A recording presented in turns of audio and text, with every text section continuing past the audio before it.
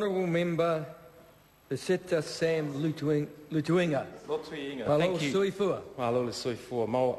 Thank you, Mr Speaker. And Mr Speaker, it's certainly my privilege to speak on this, the second reading of our taxation bill. And Mr Speaker, today is a momentous day. It's a momentous day because this government has set out a plan on the road to recovery and set out a plan, a measured plan, sir, a balanced plan and a prudent plan in order to get this country back on the road to recovery. Sir, as we've all heard tonight, the country is on a precipice in terms of the budget deficit, $16 billion, sir.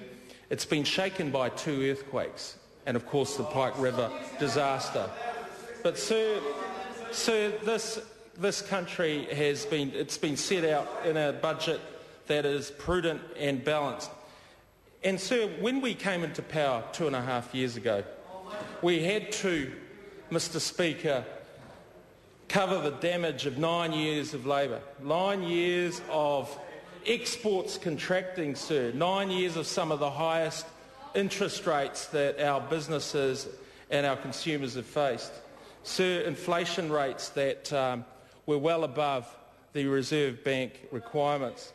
Sir, those are the conditions that we inherited. But where have we been in the last 2.5 years, sir? This government has been about investment, about investing in infrastructure, about investing in people, and in particular about investing in our schools and in our health system.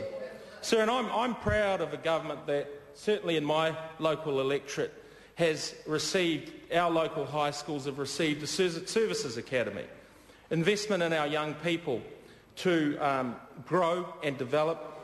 One Tree Hill College, where a music suite was put in place, admittedly started under the last Labor government, but certainly constructed and opened under the National Government. Sir, an arts centre at Onehunga High School, that's been tabbed. And these are the types of investments in our young people that this government stands for.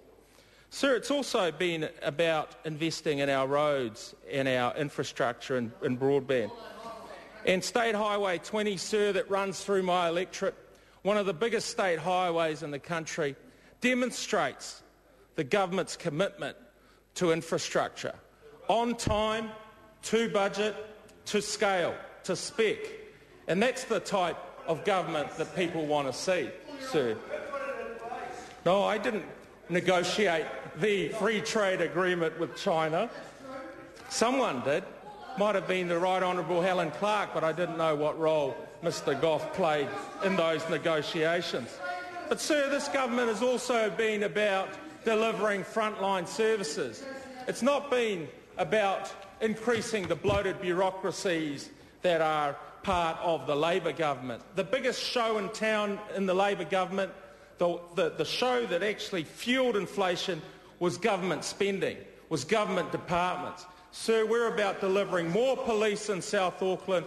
We're about delivering more nurses and doctors in our hospitals and our clinics. And, sir, this government has delivered on those promises. So, sir, we've heard tonight about the details around this budget. Working for families, modified. KiwiSaver, certainly been altered. Student loans has been streamlined. But, sir, I want to point out what the budget really does at grassroots level. It is about having a go at government bureaucracies, and, sir, we've put a figure in our estimates that looks at providing a better public service. Efficiency savings, sir, in the vicinity of $980 million over 3 years, sir, and that's something to be admired. Sir, it's also about building the confidence and the trust of our investors in our capital markets. And I had the privilege tonight, sir, to go to a function that certainly signalled the inauguration, if you like, of the Financial Markets Authority. And that is a bill, sir, that this government worked on, and I must say, in collaboration with all parties in this chamber, and it's part of the measures that we are undertaking as a government in order to restore confidence and trust back to financial markets. And this Financial Markets Authority, part of this budget, is about dedicating the types of resources and putting in place the people that are actually going to take a stand in our capital markets. This organisation will be well-resourced, it will be well-run, and certainly it will protect investors, mum and dad investors, that were certainly abandoned under the last Labor government when finance company failures were certainly not responded to in an adequate or an appropriate way. But, sir, how do we know? How do we know the optimism and the types of the optimism that is prevalent in our economy? Well, I can tell you because when I go and visit my businesses, when I visit, sir, the businesses in my electorate, when you go to Owens, Illinois, and you see $600 million invested, the biggest investment in capital works in this country last year by a private sector business. When you see the investment, you see when the investment is made and the employment opportunities and jobs are created, you certainly are buoyed by what you see. Sir, you also see the government's investment in businesses like Compaq. Compaq is based in Onehunga. It produces, sir, equipment that sorts fruit.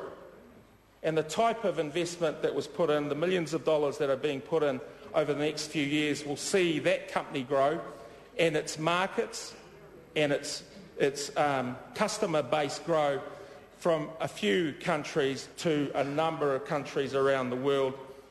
And, sir, that's the type of investments we want to see in terms of science and innovation. And then, sir, we look at the members opposite. We look at the members opposite and see whether a credible opposition is in place. As we all know, sir, democracy is important that it delivers a credible opposition. And what we hear from members opposite, sir, we hear cries of taxing revenue and sales. We hear cries of taking out GST on fruit and veggies.